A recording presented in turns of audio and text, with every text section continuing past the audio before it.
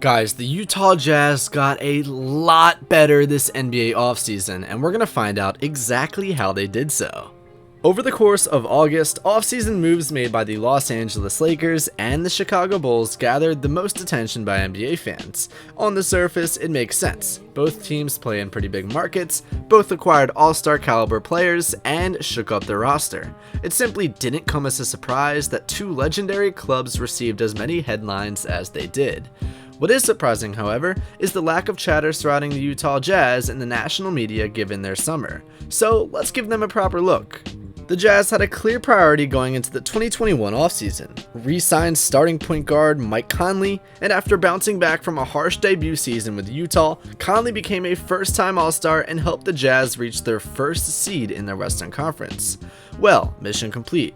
Conley signed a 3-year contract worth over $68 million, which seems like a bargain for his talents, and in a league where experienced point guard play comes at a premium, locking up the 34-year-old floor leader to a deal averaging just over $22 million per year is an absolute steal.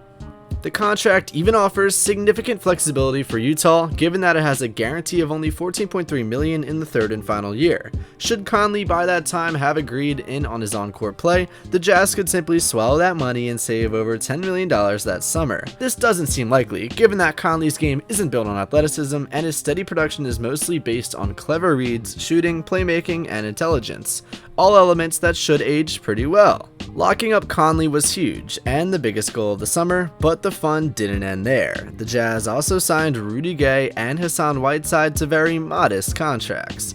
Whiteside, one of the most productive per-minute statistical centers in the NBA, has accepted coming off the bench as a bit player, not dissimilar to that of Dwight Howard or Andre Drummond, who will play a similar role in Philadelphia. Whiteside, who brings elite rebounding, elite shot blocking, and high-efficiency shooting, signed a 1-year deal worth $2.4 million, where he will back up Defensive Player of the Year and All-NBA center Rudy Gobert. Gay, an experienced wing who offers size, shooting, and a defensive impact, signed for 3 years at a total value of just $18.5 million, with the final season being a player option. Rudy Gay will immediately add some depth to Utah's forward rotation, providing them a boost at both the 3 and the 4 position, backing up Bojan Bogdanovic and Royce O'Neal, or maybe even supplanting one of them in the starting unit. And finally, the Jazz traded for combo forward Eric Paschall, a 24-year-old who has averaged 12.2 points over his first 2 NBA seasons, both with the Golden State Warriors. Eric Paschall is a close friend of superstar Donovan Mitchell and stands to inject the Jazz with some youthful energy.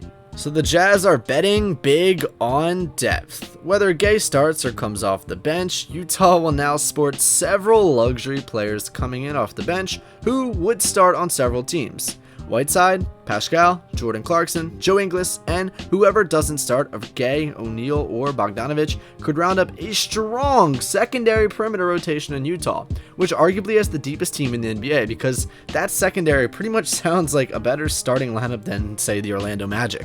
Coming into the season, the Jazz will be able to play their starters less, handing over the reins to the bench, especially at the end of games that aren't close. This could go a long way in providing Utah with an advantage going into the playoffs in 2022, saving the best energy for the postseason.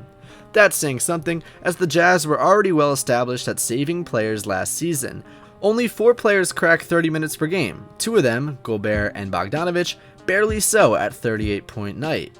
The team's most used player, Mitchell, sat at a very reasonable 33.4 per game himself. And that's going to wrap it up for this video, guys. Make sure to hit that like button, subscribe, and ring that notification bell so that you never miss some of our weekly fire uploads. And I'll see you guys next time on Echelon Sports. Have a great day.